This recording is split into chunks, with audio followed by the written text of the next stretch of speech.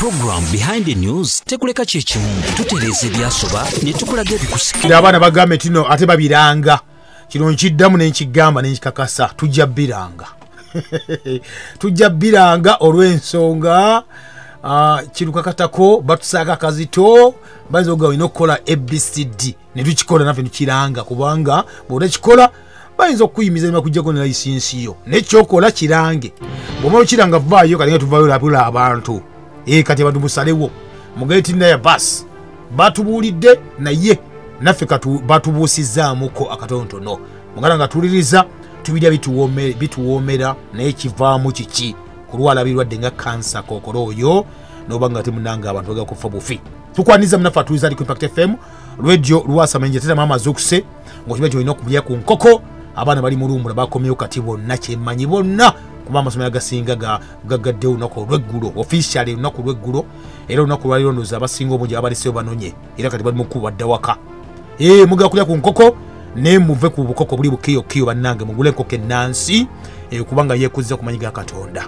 yekuziza mu ngeri ey'obutonde ate mwifumba amazzi gemunywa getuyita mino water temugula nnyo tumwesa nnyo ku bottled water kuba tugamba WHO yatugamba nno mutumukendeze oba muveeko n'olwensonga eyo fumba amazzi go teri kugamba teri ajja kusekerera ng'ofumbya amazzi getuyita fe mino water nga muvudde mukendeza ku chemical water mulye ku greens kubanga ebitu ebimwe biyamba nnyo nnyo obulamu bwaffe mulye ku biti bikawa naga tu campaign kati yakwanti munange tulwanyisa ebitwatula bikatunguma bidye binene mu katali tuwatuma tulino kwantulya yoli omutini waffe akawa oyo n'olwensonga eyo birimbi boyo tembigula mulika tunguma foli original yajja okwanti akuyamba kola kuduyiro ng'ofunye ku budde munafa tuliza kubanga omubiri gwo gwetaaga okwandi munange gweddaabulula kereza obutwa bwolina mubiri gwo dukadduka mukaawo kijja kuba kikolera ddala amakulu ate nga tunywa amazzi agamala tuli mpogwa amayiddwa nga ekireme ga mawulire nga bulijjo omulangira akaleme gange mu studios Dr. Galiwango Henry Mwali Dr. Galiwango ono musomesa asomesa abasomesa obulimi ku settendekero ery'amakerere sebo sazo kulabako buuza kwatuliza bali ku Impact FM radio wasamayinja sebo webalo kunchaza nate wow lero satu ogwokutaano yes sebo emyaka myezi gidduse biduka kati tuli mu second quarter ebetandise ate betandise tuli mu second quarter wa first quarter eva January emyezi ena mpazi tulina emyezi 12 January to April yes then netandika second quarter May negenda ndoza pako banga gwa musango June nga gwako nga atandika May, June, July. What about July? No, it is January, February, March. Ntandika April, quarter yokubiri. Yes. Paka mugwo mukaga. Yeah. Mugwo mukaga kugwo mwenda. Paka wali mu 12. Buterevu. Bakubandi ate mu finance, eyabwe ate etandika quarter yabwe etandika July. Financial year. Naye kati fe yaffe. Babi tusekako ebintu etubitegeera. Ya kalenda yaffe etandika January. Twalina embala yaffe kati tubateeka kalenda endala. Yanti waliwo of course waliwo eyateekawo omusingi ogwo banyini ssente ab'ensi fozi batuula bayitayo bataje batuula not Silicon Valley Brenton Woods gye batuula ne bagamba kati tukyuse ne kalenda y'ebyensimbi kati fena tutambulira okwo binuma tulina ekyakukola naye nga tulina ekyokukola enewe n'ekyokukola be batuwola ssente naye essaawa n'ensonga mu 6 ziri 12 mwemu ziri 7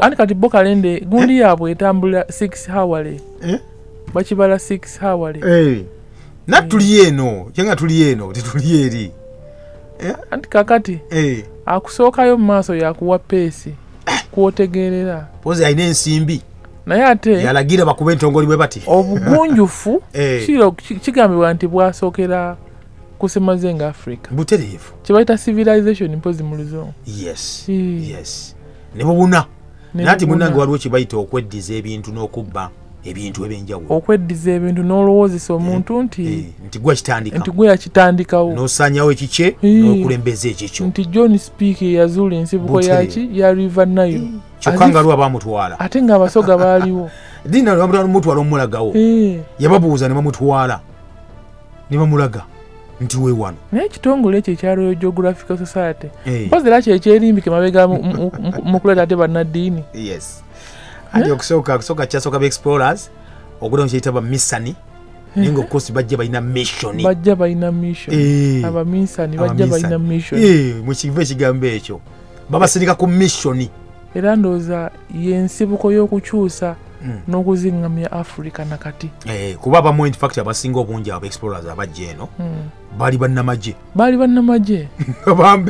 bambega Gerald Poto bannaye musajja ali musirikale nga bambega bannamagye bulungi nnyo ogenze ku mission genda omapinge naye naffe ndowooza abantu baffe wano mu Uganda betumanyi nti baali bafulumyeko ne babba senga babawo ebitiibwa eri gye bagenze bwe bakomawo nga bakoze mission ng'ewedde nga babbye ne bakomyawo obugagga e Uganda ntubawo ebitiibwa Uganda teyali ku musingi bwe gutyo tetuli ku musingi ogwo naye ate nga musingi ate twasomanga simanyi Buganda wozi abagundi ne bagenda ne banyaga entalo zaali just fights baga tezaali za amaanyi nnyo nga bwolwa n'omuntu n'awanika tomutta nga kiwedde kuba kigambibwa nga bakuwa obwami kati fe abava e Luweero nti Luweero lwaki baayitayo Luweero abasajja bakabaka bagendanga okuwamba amasaza geeyo waggulu mu Bunyolo baatuukanga awo ne bawera nze saaba nze musajja wo bagamba otuuse mu Luweero nze musajja wo zagenda okukola kino nyana kudda n'omutwe gw'omusajja wagundi negundi nga balumba nga bagenda nga balumba nations engeri gye zaakulamu oba gye zazimbibwamu yagenda ekyuka naye ngaobukozi bungi kuko zazimbibwa mu bubbi naddala bannaffe bali batalina resources ate bya bugagga n'abakyala bugezi yalinga awo wagundi bana banyogulizibwa ku mazzi pirates nga baki bayita buccaneering certificate ng'ogenzi n'onyaga bulungi leeta omunyago bakwa certificate n'abakyala bugezi nga ayitaddeko omukono kyokka ate y'omu yakulira ekkanisa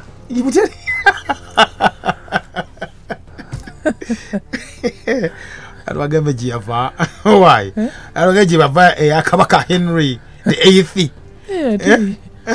ye mulangira akulira ekkanisa yabaki yabeekalakaasi Anglican naye nga tuwandi of course osooka n'omanya nti no yavaawo atandika etya musajja yagaiza nagamba mugaato toyenda naganja kuwenda ina okuzala omwana w'obulenzi naprotesting naga nti kize naga kale kanjire ne bamu excommunicatinga bamugamba okatuliki ebintu bya kyaki butandika okubyogera ensi ejja kunyiiga ate nyiiga ki bitwogera mazima batunyigira dda tujja ensi ejja kunyiiga bitwogera ebintu papa yamugamba okatuliki natandika Anglicani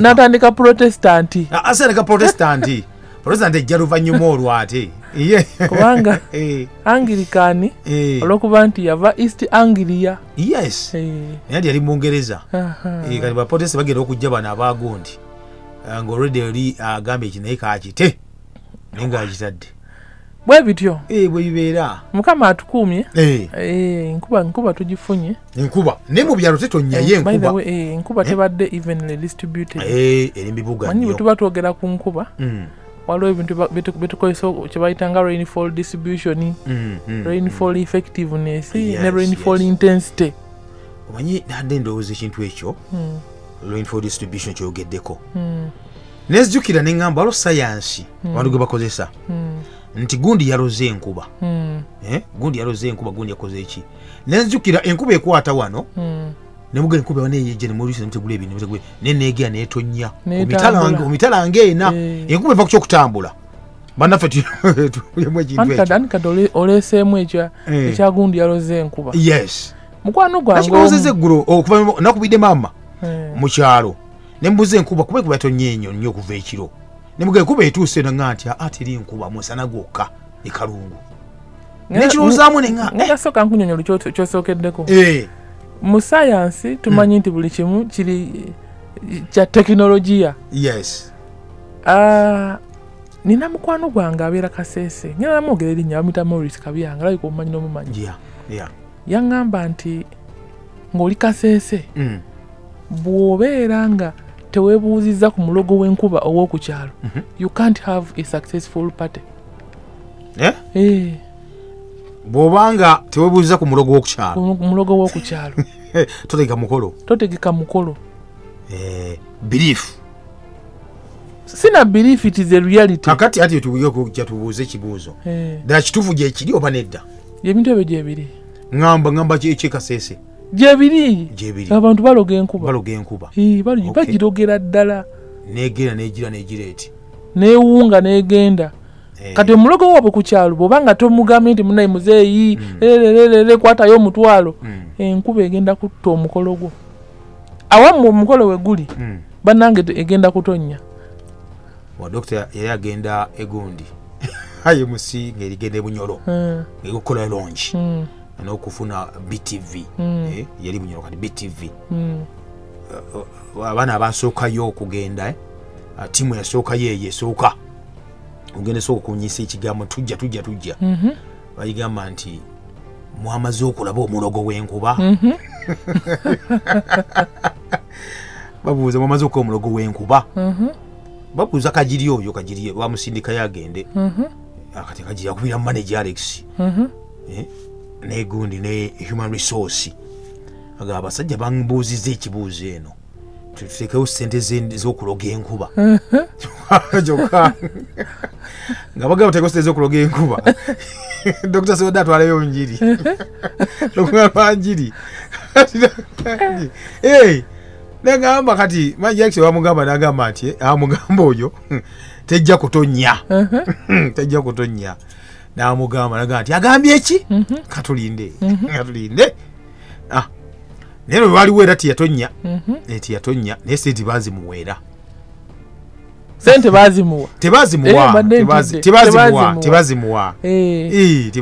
kakati ensi eno erimu ebintu bingi ensi erimu amaanyi mangi I'm not a proponent of any maanyi kyemanyi nti nina Katonda wange naye ensi erimu amaanyi mangi ate amaanyi gakola nnyo ku bintu by'okkiririzaamu ekintu kyotaddeko omutima ebintu bijja kukola butereevu kubanga oli ne wabeera nga afukamidde wansi w'omuyembe gwe buli lunaku naga muyembe njagala ssente nagende Kampala azisanga nazifuna enkyana kumona yebaza naye kati mu science kyemmanyi nti enkuba eno etambula ebire bitambula ebire bitambula n'ebikuluggusa kyovula empewo kyovula nti enkuba eyaffe eva mu Semayanja oli waoli e Mombasa najja ng'ekulukuka bwetyo najja n'atonnya era kyovula nti oluusi n'olumu Kampala agenda n'akwata olufu waggulu eddungu eriba lya Sudaani waggulu Chad liba lifuuye ng'empewo ekiridde so bwe bitu basically naye nga ne science ow'okuloga naye mwali bikolera abantu nga naye bw'onoosaba lumu nali mpuliriza ku manyi Musumba Sserwadda tera nnyo okwogera emboozi ze gye baava baali ne Musumba Kayanja Tanzania out of nowhere Kayanja nagamba enkuba egenda tonnya naye ng'ali emaze emyezi n'emyezi nga tetonnya nagamba Kayanja kikyoyogedde do you know it has spent like 6 months nga tetonnya kati Tanzania ne bagamba if it does not rain muddayo ewammwe musajja atuna atya n'okutya you know that story I guess public knowledge ne munebeera buzibirira enkuba n'etonnya naye nga yakyogedde ali mu another world muje muyita spiritual world so bibaawo waliwo omanyi lumu nanjogako ne jjajja wange yawummula myaka 10 yali wano Kitebyawo yawummula naye yaŋŋamba nti nno ye ng'asooka okusoma ati n'agamba edda oli nga mugenda okuwummula aga nti ate omwati kugulu naga nti enkuba nejja kutonnya ku saawa bwe ziti mwangwe ku luzzi mujje mutegule ebintu ng'omusana gukyayaka ne muvaayo ne mujja ebintu era ababireseeyo muga okulaba enkuba etandise okutonnya ne mwebuuza kakati kati wali kibayita trend analysis kigambo kya luzungu banyira kiza nti trend nti ebizze bibeerawo nti bwolaba obugala amatu nga bubuusa olweggulo ekiro ebaziyita empawu ziba zigenda kubuuka. It is common knowledge, indigenous knowledge eyo. Thank you. Ne mu nkuba abamu bagamba nti owulira tutumaka erikaabya tutuma olimanyi kiba kinyonyi. Enkuba eba egenda tonnya. Kati njagala kuwa example bw'obeera ng'oli ekapchorwa abaayo bagamba nti eyo sayini gyekoze in the next 7 minutes to 10 minutes ejja kuba etonnya, and it happens. Bw'obeera mu Mbale town waliwo olusozi olwayita Wanale kasalula ga sayini eyakale egenda tonnya era bagamba nti egenda kutonnya. Trend analysis. Kati ekyo nakyo ebeera knowledge gained by experience. Aba banasayansi bakiyita empiricism because of experience. Also maybe afa oli aga nti noli yabuuza which craft is that, because we are craft abira kwa magezi ago it's art. It's art. Tuyabuuza which craft is that. It is craft. Wati olina abuuza which craft is that. Nenga ate oba okigase bubanga bulogo anti muwave ekigambo which craft. Kalukomewo po yagala n'abuuza po omaisa amuddamu luli obudde bwali bungotte. Nali nkola program one ya President Museveni okuba nti yatongoza yali atongoza Innovation Week Makerere ne bamulaga nga bakoze emmere ey'ente nga bagikoze mu nnyama n'ebyenda n'ebyennyanja. Tugamba nti basiwa kulaba ente kati nga zirya emmere oba zirya ennyama. Pona agamba innovation means doing new things, so try to learn. Innovation kitegeeza okukola ebintu ebipya. Obuyiiya kitegeeza okukola ebintu ebipya. Tukiwakanyanko ekyo okukola ebintu ebipya naye tubuuza ekyo kyokoze kigenda kuba kina effect ki.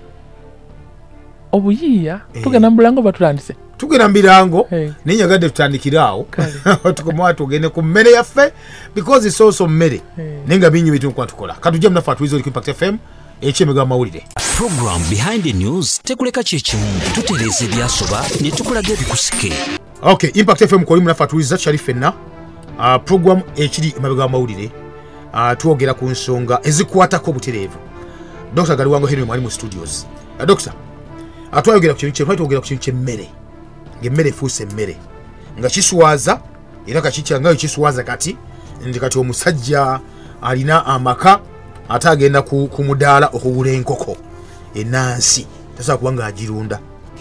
Omusajja alina ennimiro naye agenda n'agula greens mu katale era ne batugamba nti emidaala gyaffe gino giriko mmere esinga emmere eriko eva bweru wa ggwanga Uganda nga kiswaliza ddala.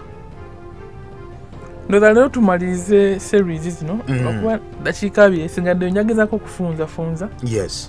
Tulabe nga tukinnyonnyoka. Bwe twali tumala omwaka oguwedde waliwo omusajja yatukudaalira nti mwogedde nnyo ku mmere naye it's okay.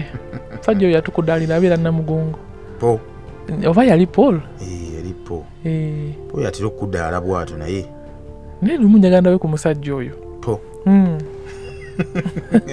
ayinza okuba muzungu. Okuba muzungu bana bayiga Oluganda. Muzungu ayiga Oluganda. Ayina kuba nga mbega kubanga bye twogera bimunyiiza. Mu byobulimi waliwo kigambo kipya naye kale of course kyali bumanyi ebintu byaffe biri seasonal. Oli bw'atandika okwogera ekigambo ekipya kinaleeta ssente kyeyeesibako of course n'akiryamu. Naye kati mu Luzungu waliwo ekigambo kye bayita chain lubanga lujegere olukosi lwe lujegere. Lujegere lubaako entandikwa n'enkomerero. Gye baalukutulira eno ne gye lukoma eri naye ng'ate finally bw'olugatta lufuuka lwa ssaako kwegamba nga w'otandikidde w'omalira. Kati mu byobulimi tukoze ekigambo value chain nti buli stage gy'otuuka obeera nga agasseeko omutindo naye nga buli stage gy'obatakoze bulungi stage eddako efa. Kiringa omwana nti bamuzadde tibamulamiridde mu makya mu budde nga bukyali obwongo tebukula bulungi reasoning eyonooneka abayeetya so ne bwakula abaako ekikyamu kubanga tebamubumba bulungi ku makya kubanga obudde bukedde. So bwe tunuulira ebyobulimi birina stages nyingi. Tunuulira ebintu for example okuva ku mulimi naye ng'ate omulimi alina jjajja byakozesa mu kulima kye tuyita input. Twandigambye nti input yeesooka bye tukozesa mu kulima yeesooka. N'olyoka ogenda ku mulimi koga ku stage nedda ku mulimi omulimi n'alima after 6 months oba 3 months depending ku kyabeera alimye.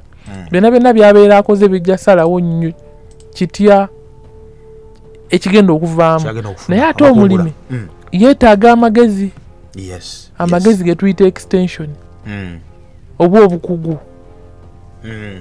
Bwe tuva ku mulimi ng'amaze okulima waliwo stage y'okungula n'okulabirira byabeera akungudde kye bayita harvest ne post harvest handling.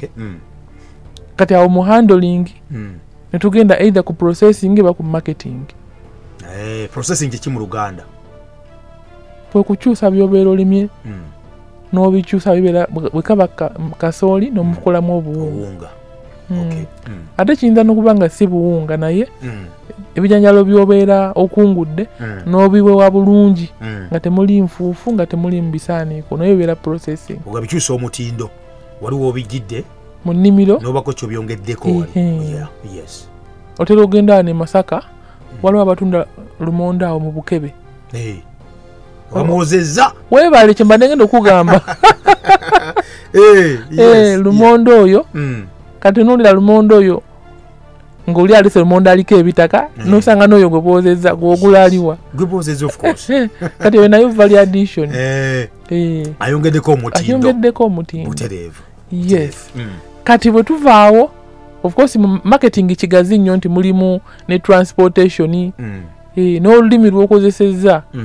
Waliwo omusajja bamuyitanga Professor Nsibambi of course yavaako olugero not because nti kinaye lw'erinnya lye Abaganda bagamba nti Nsibambi eddibya mutere.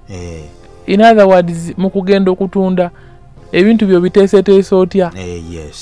Otera osanga kasooli nga ajjidde ku traaka ninga azza kunkumuka agenda otuuka ng'ayiise oba ng'ayingiddemu enfuufu.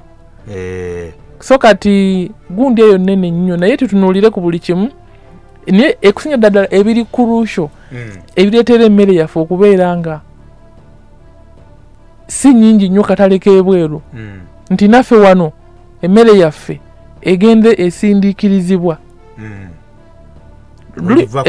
Luli nayogera ku kigambo localization ne globalization. Globalization kirungi kubanga ate naffe mpozi mukigamba nti ensi okufuuka ekyalo ekimu ye globalization. Efuuka global village. Ensi nefuuka global village. Naye nga tekisoboka. Nze ku lwange perception tekisoboka. Ne bwe kyo tubisoma. Bwe tubisoma.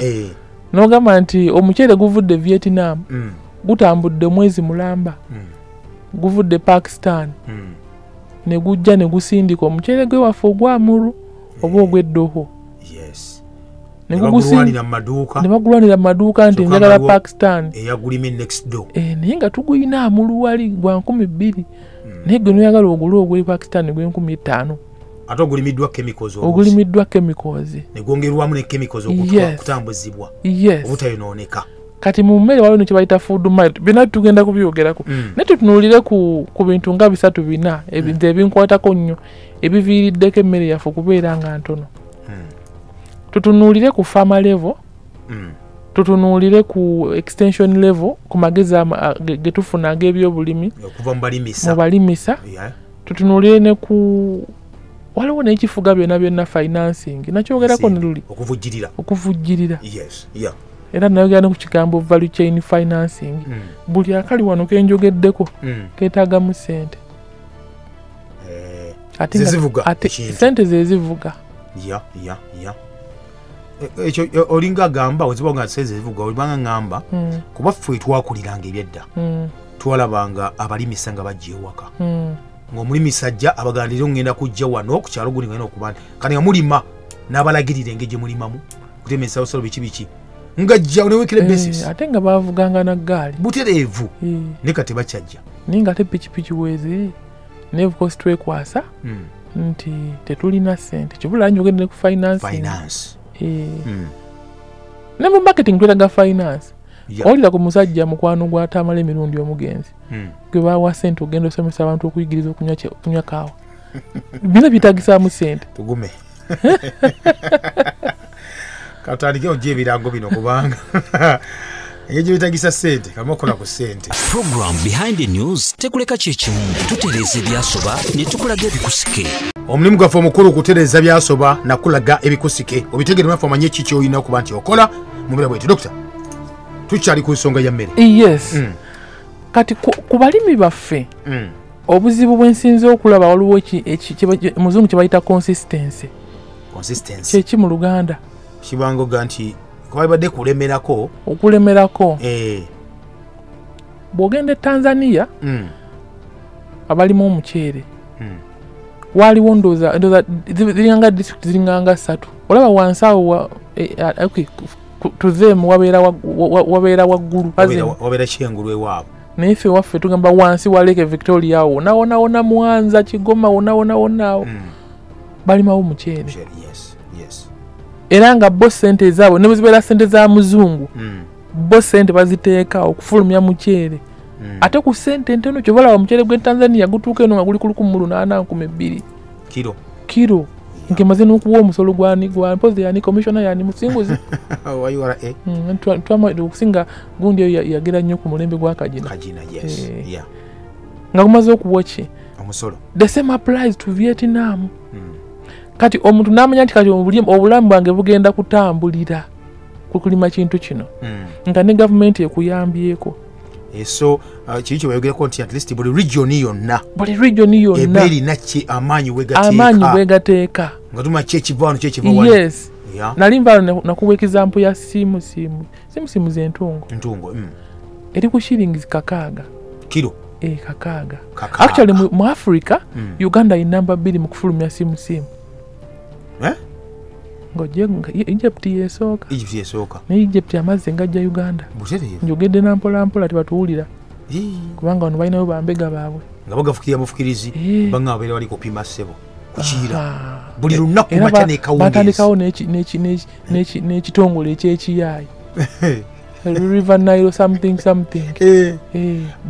kukeera kupima n'ekiro kupima amazzi gaveno waffe kyokaffe bannannyini tukaaba enjala kaakati singa tuteeka essira ku balimi baffe ndugamba nti kati bannange temugeza ne mukyukakyukana kale of course bagamba enswa bwekyusa amaaso nga naawe okyusa envubu ne batubuzaabuza nti leero bannaye mulime kino nitugenda okumaliriza nga mutuufu akalali tetukalaba okulidde ku biboozibozi bannange mulime aloe vera abantu baffe luweero baalima aloe vera agenda okutuuka mutuufu nga twemanyina gye bamutunda ekiganji ne bakitema.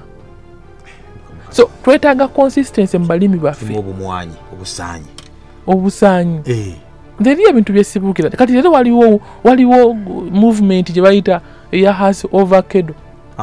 Buli omu ayogera ku House n'awanika kipropose kitaliyo gamba House Ovacado anti monoculture bagireeta wano wewe kibabala. Of course monoculture ine ebizibu byayo bingi nnyo nga bw'okiwulira okusinga n'ebirungi naye tubeere ne consistency abalimi. Gavumenti ekitongole kyaffe eky'ebyobulimi waliwo project bagiyitanga ACDP Agriculture Cluster Development Project nali mmanyi yali ezze kutereeza kuba bw'oli ekigambo cluster kitegeeza abantu babakozeemu obukulu abakitatya mu Luganda cluster ki mu Luganda obuwayiwayi naye nga obuwayi buno butunuulidde ekyalo. For example project emu gye nagobera ali ya muceere mu Northern Uganda otunuulira Amuru ne Nuuya at least waliwo ebisenyi bingi waggulu awo waliwo ebisenyi nga balimiramu omuceere era gwayala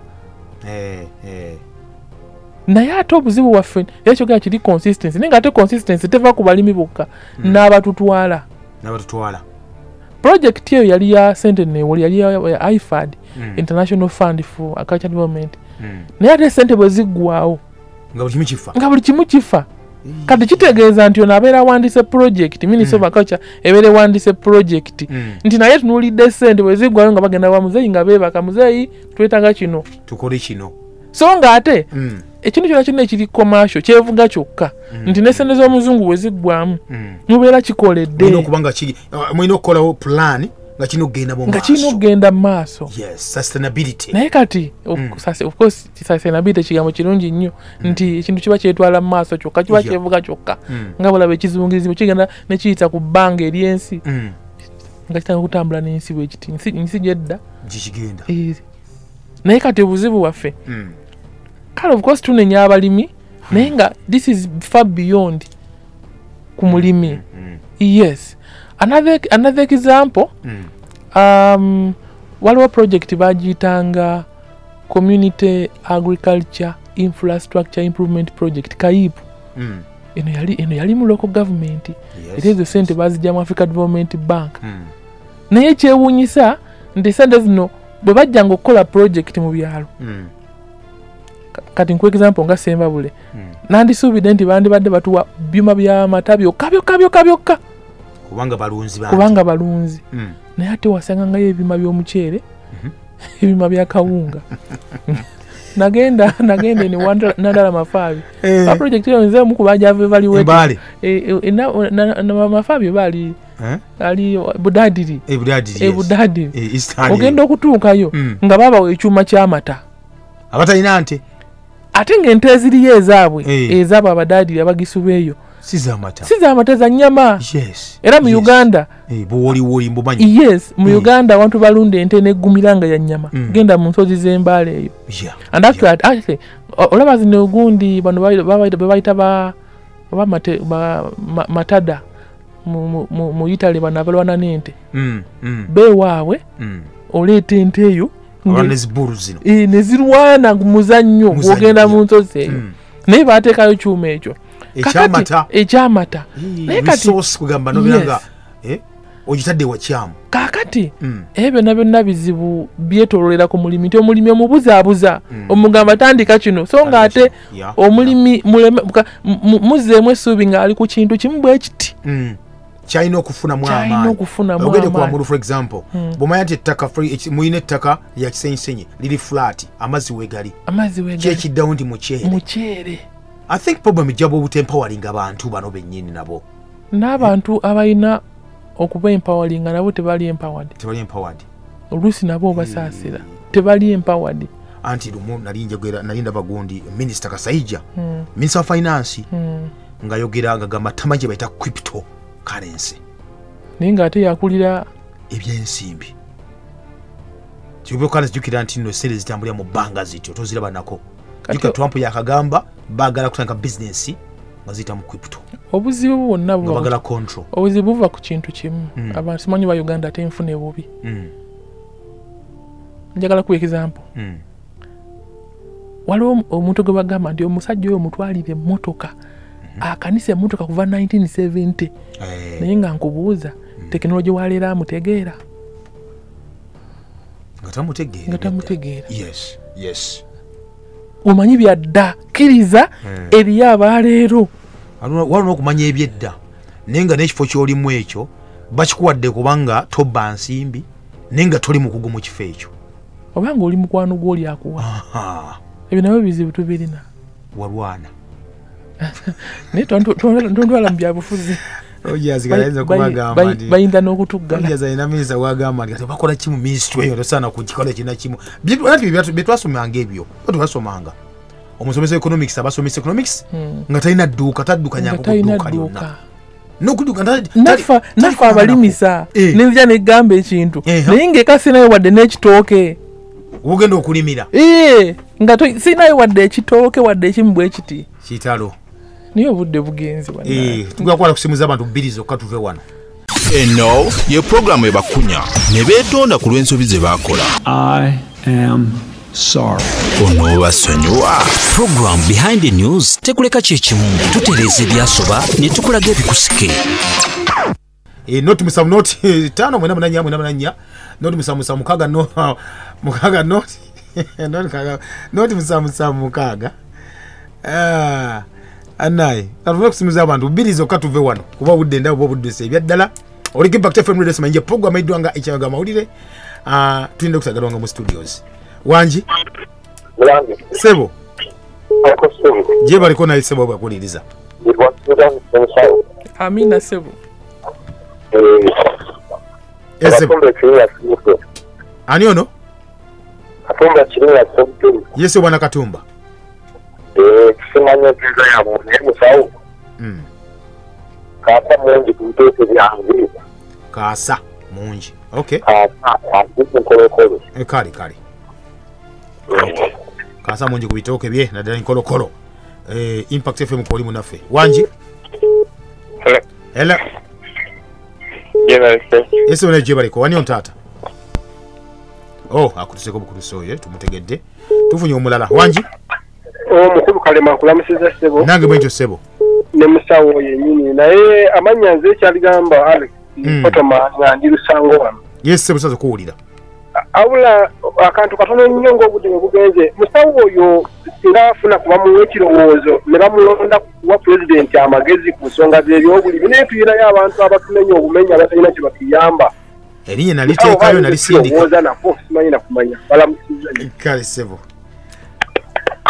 okay watu unafa wagambye Impact langira sebo webale kuliza sebo sasa kule bwana Eli musawo kali yako mubando sebo icyo kima cyo burabi cyafite n'abafuye n'abagomba bakitwale ekyuma kyamata kyava mu mawogo kyali yakoze ki cyafikayo era kitwale budadi bachi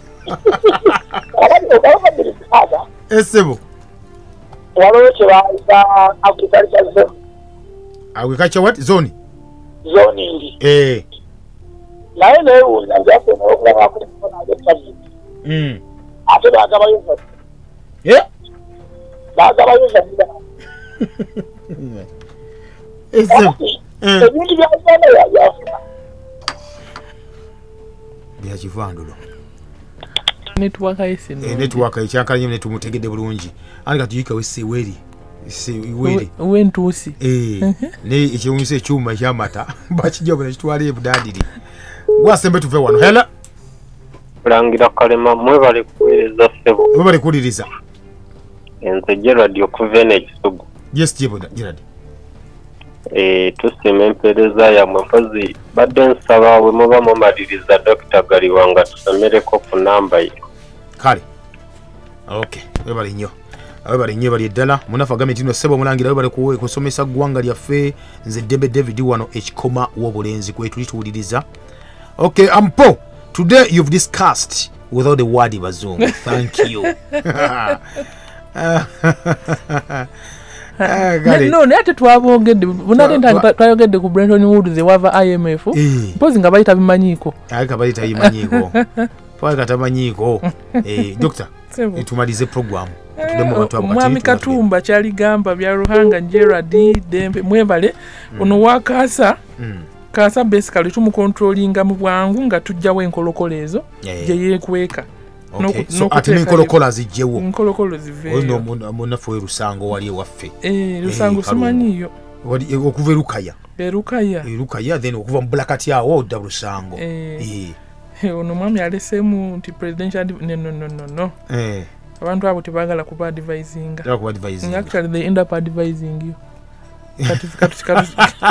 katusigale ffe nga tuwogera n'abantu abakwatibwako mutereevu mwami bya Ruhanga yogedde kwa agriculture zoning okay yali project bagironshinga wane mu Uganda naye ebikati obuzibu kiri obuzibu bwabwe nti zoning okay bagikola kuyamba muntu naye ate abantu bana tebakola kibayita feasibility study tebamanya nti community ene ejja kuwetaaga kino ne babeera bakikoze wetuuka ku marketing awo tufiira kubanga marketing balina kujogerako eno wansi marketing awo tufiira ga nti banaye mulime kino bwe bituuka tomanyi nawuwa and yet end market end point y'omulimu yonna katale kubanga ofuna akatale sente zojjemu ng'ozizaayo bwotyo. Nanyogerako ne professor omu ku weekend eri ku Sunday ne mubuuza ni lwaki mwaleta PDM oba y'omu ku abaagireeta n'agamba nti bagireeta ensonga bali baagala Uganda abantu kwasi ofuna kojja mu gavumenti nti nemugaa nti naye ikoze nagaa nti naye tusingako amawanga agatalina kigajja mu gavumenti.